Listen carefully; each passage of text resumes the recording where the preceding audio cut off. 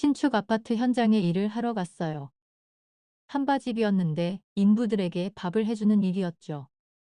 그래도 나름대로 일당도 세고 그래서 여기 공사 끝날 때까지 일해보자 하는 마음으로 시작했답니다. 그렇게 시작한 한바집 일인데 왜 이렇게 일이 힘든지 정말 인부들 밥 해주는 게 이렇게 노가다인 줄 알았으면 차라리 그냥 다른 아줌마들처럼 그냥 신축 공사 현장에 투입되어 청소나 자비를 하는 게 나을 것 같다는 생각이 들었답니다. 그래서 한바식당에 주로 식사하러 자주 모는 소장에게 말을 해보니 현장에 투입되어 한번 일해볼 거냐고 하더라고요. 그래서 차라리 여기 식당보다 그 일이 나을 것 같다고 하니까 그럼 여기다 말 잘하고 내일부터 현장에 나와서 일을 하라고 했답니다. 그래서 전 다음 날부터 한바식당에서 일하는 게 아닌 현장으로 투입이 됐어요. 그런데 제가 일하게 된 곳의 아파트 현장의 동은 아줌마들이 저밖에 없더라고요. 다른 동을 보면 아줌마들이 정말 몰려다니며 여럿이서 일을 하는데 왜 이곳엔 나만 여잔지 좀 뭐랄까 심심할 것 같단 생각이 들었답니다. 그리고 나와 같이 그곳에서 일하게 된 남자 노가다꾼들이 몇 있었는데 그냥 목수 아저씨들 틈에 있는 야리끼라는 남자가 있었어요. 이 남자는 저보고 여기서 일하는 아줌마는 단순 청소가 아니라면서 자신이 하는 일들을 잘 도와줘야 된다고 하지 뭐예요. 그래서 그게 뭐냐고 물으니 해보면 안다고 하면서 일을 시작했죠. 그렇게 처음으로 현장에 투입되어 아파트 신축 공사에 합류하게 되었는데 처음에는 뭐 그런대로 할만 했습니다. 한바식당보다는 나은 것 같은 느낌이었거든요. 왜냐면 조금 일하다가 눈치 보면서 쉴 수 있었으니까요. 그런데 한바식당은 눈치고 나발이고 일을 시작하면 제대로 쉴 틈도 없더라고요. 그렇게 일을 하며 잠시 쉬는데 그 야리끼리라는 남자가 잠시 쉬고 있는 나를 어떻게 발견한 건지 여기서 지금 뭐 하는 거냐며 따라오라고 하더라고요. 그래서 왜 그러냐고 하니까 아까 말했다시피 여기서 일하는 아줌마들은 우리 일을 좀 더 제대로 도와줘야 된다면서 지금 이 자재 여기로 올릴 거니까 여기서 자재에 박힌 볼트와 너트를 풀으라고 하더라고요. 처음에는 그까짓 일쯤이야 생각하고 볼트와 너트를 풀기 시작했는데 웬일이니 몇 개 풀지도 않았는데 손가락이 왜 이렇게 아픈지 한 10개 정도 하고 나니까 손가락에 고통이 오기 시작했답니다. 급기야 이 아리끼리라는 사람은 힘쓰는 다른 일까지 시키는데 정말 죽겠더라고요. 이럴 줄 알았으면 그냥 한바식당에 있을 걸 하는 생각이 들었답니다. 그래서 오늘 낮에 점심 먹을 때 다시 그 한바식당에 가서 내일부터 다시 나오겠다는 말을 해야겠다 생각했어요. 그런데 웬걸? 점심 먹을 시간에 한바식당에 다시 가보니 저보고 그만둔 거 아니냐면서 사람 바로 구했다고 자리가 없다네요. 그래서 전 하는 수 없이 그냥 현장에 그대로 투입된 채 일을 했어요.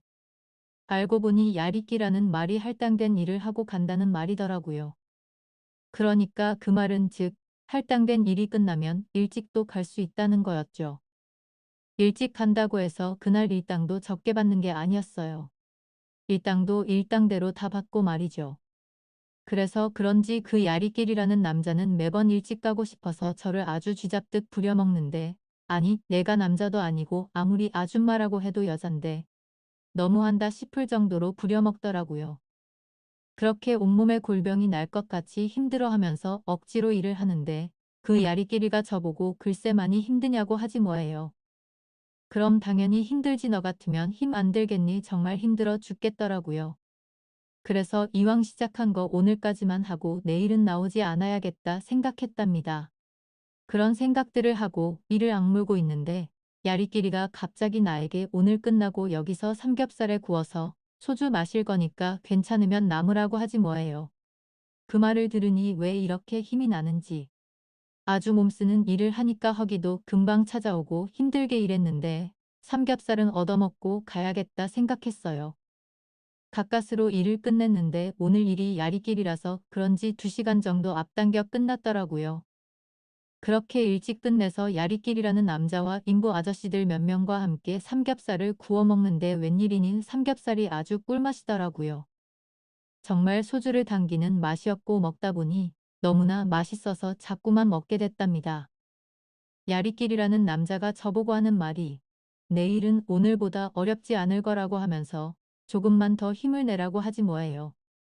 그러면서 저를 쳐다보는데 아니 진짜 아까 일할 때만 해도 저 남자 일 시켜 먹고 얄미워 죽겠다고 생각했는데 이렇게 삼겹살에 소주 마시면서 나를 쳐다보는 저 얼굴을 보니 이 아줌마 가슴에 불을 지르듯 왜 이렇게 마음에 드는지 육체적 고통으로 힘든 노가다일이었지만 그래도 저 남자가 마음에 들어서 여기를 그만두면 안 될 것 같은 바보 같은 생각에 잠기고 말았답니다. 그래서 저도 모르게 알았다고 하고 내일부터 더 열심히 한다고 거들었죠.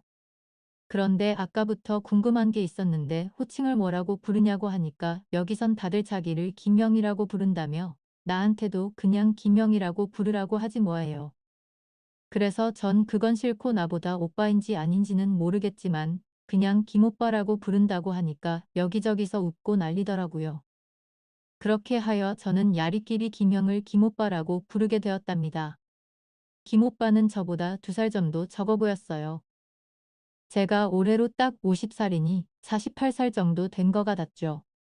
그 나이에 일을 어찌나 잘하는지 저렇게 힘도 잘 쓰고 착실하게 일도 잘하는 거 보니 마누라가 누군지 몰라도 참 부럽다고 생각했어요. 나도 저런 남편 있었으면 좋겠다 생각했죠.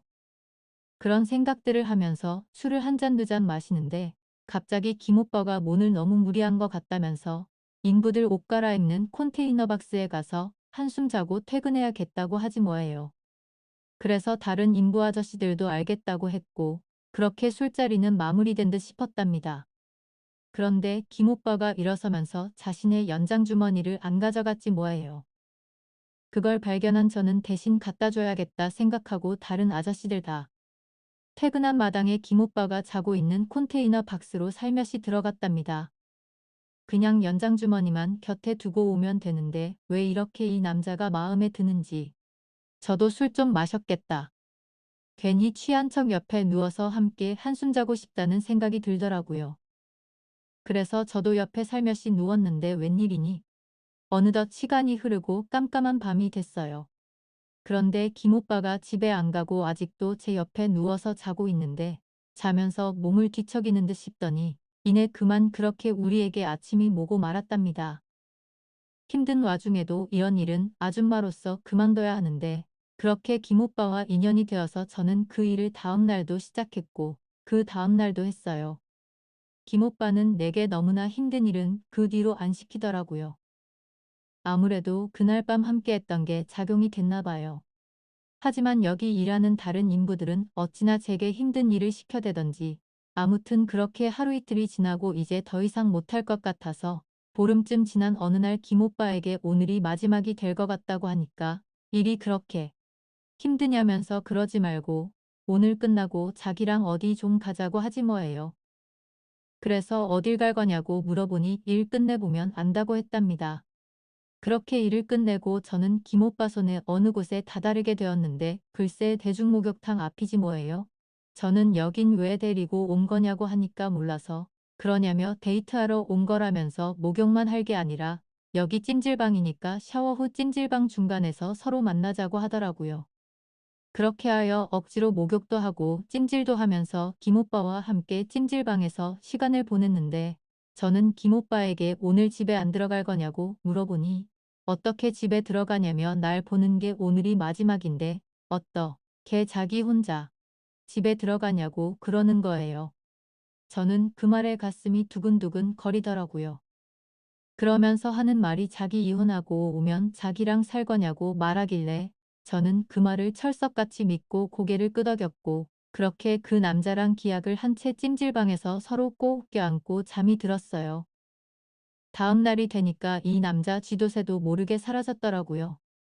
그리고 연락한다면서 연락도 안 하고 정말 갑자기 제게서 그렇게 바람처럼 사라져버렸답니다. 다시 공사장으로 찾아가서 그 남자를 만나고 싶었지만 어차피 저도 이제 그만둔 몸인데 그럴 순 없었어요. 그 뒤로 전 다른 한바식당에 취직을 했고 그곳에서 일하면서 다른 인부랑 정분이 나고 말았답니다. 그렇게 해서 지금 다른 인부랑 만나고 있어요. 아무래도 여자로 태어난 저지만 이상하게 공사장이 저랑 맞는 것 같아요. 그리고 공사장에서 일하는 인부랑도 정말 잘 맞는 성격 같답니다. 그때 김오빠가 도망치듯 사라지며 왜 갑자기 연락을 끊었는지 모르지만 뭐 인연이 아니라고 생각하네요. 그리고 제 인연은 왠지 여기 인부들 중에 한 명 있을 것만 같아요.